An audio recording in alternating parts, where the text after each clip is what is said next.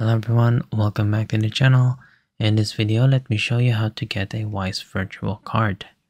Now, if you don't have the Wise app already, you can go ahead and download this on your App Store or your Google Play Store. Or you can go into your browser and then log into wise.com. So let's go ahead and open up our Wise app right here. Now for us to go ahead and get a Wise virtual card, all we need to do is to go into the card section right here on the bottom. And then we're going to be clicking on order a debit card. Now, as you can see, one of the options right here is a digital card itself. We can go ahead and order a physical card, but the virtual card or the digital card is this one right here. So let's just go ahead and click get it instantly.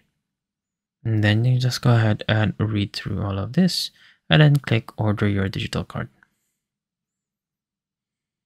And there you are.